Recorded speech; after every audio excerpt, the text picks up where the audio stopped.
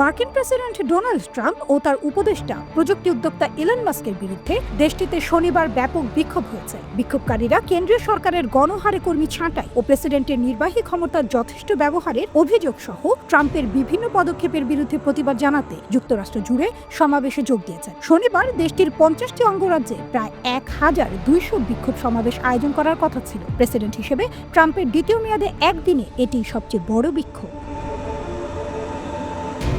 ট্রাম্পের কর্তৃত্ববাদী আগ্রাসন ও কোটিপতি সমর্থিত এজেন্ডার বিরুদ্ধে ওয়াশিংটন, ফ্লোরিডা সহ যুক্তরাষ্ট্র জুড়ে হ্যান্ডস অফ বিক্ষোভের আয়োজন করে বামপন্থী সংগঠনগুলো। কর্মসূচির ওয়েবসাইট অনুসারে প্রায় 150 জন গোষ্ঠী অংশগ্রহণের জন্য সাইন আপ করেছে। কানাডা ও মেক্সিকো সহ 50টি রাজ্যে বিক্ষোভের পরিকল্পনা করা হয়। গতকাল অন্ধকার আকাশ ও হালকা বৃষ্টির মধ্যেই ওয়াশিংটন মনুমেন্টের চারপাশের ঘাসের বিস্তৃত অংশে মানুষ ভিড় জমায়। আয়োজকরা রয়টার্সকে জানান, ন্যাশনাল মলে একটি সমাবেশে 20,000-এরও বেশি মানুষ যোগদান করবে বলে আশা করা হচ্ছে।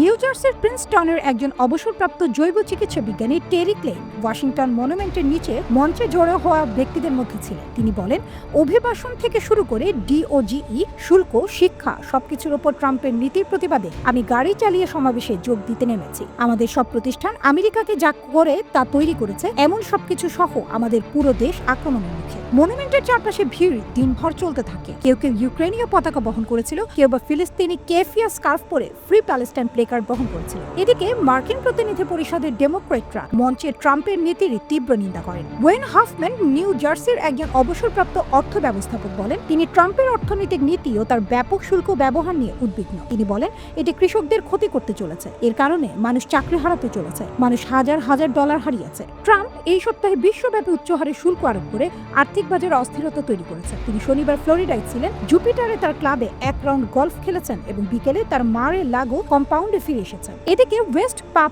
পিচে মারে লাগো থেকে প্রায় 4 মাইল দূরে 400 জনেরও বেশি বিক্ষোভকারী প্রতিবাদ করতে জড়ো হয়েছিলেন। প্যাস্টেল ও খাকি পোশাক পরা বিক্ষোভকারীদের সমর্থনে ড্রাইভাররা তাদের হর্ন বাজাচ্ছিল। বিক্ষোভকারীরা মার্কেট ট্যাঙ্ক ট্রাম্প গলফ লেখা প্লেকার্ড বহন করেছিল। ট্রাম্প 20 জানুয়ারি নির্বাহী আদেশ ও অন্যান্য পদক্ষেপের ধারা নিয়ে ক্ষমতায় ফিরে আসেন। সমালোচকরা বলছেন, এই পদক্ষেপগুলো প্রকল্প 2025-এ বর্ণিত একটি এজেন্ডার সাথে সামঞ্জস্যপূর্ণ, সরকারকে পুনর্গঠন ও প্রেসিডেন্টের কর্তৃত্বকে সুসংহত করার জন্য একটি গভীর রক্ষণশীল রাজনৈতিক উদ্যোগ। তবে সমর্থকরা ট্রাম্পের পদক্ষেপের প্রশংসা করে বলেছেন, প্রতিষ্ঠিত উদার স্বার্থকে ব্যাহত করার জন্য এটি প্রয়োজনীয়। এদিকে যুক্তরাষ্ট্রের আগেই গতকাল ইউরোপের বিভিন্ন দেশে শুরু হয় ট্রাম্প বিরোধী বিক্ষোভ। মার্কিন প্রেসিডেন্টের অভ্যন্তরীণ ও পররাষ্ট্রনীতির বিরুদ্ধে প্রতিবাদ জানাতে বার্লিন, ফ্রাঙ্কফুর্ট, প্যারিস ও লন্ডনে একত্র হন বিক্ষোভকারীরা।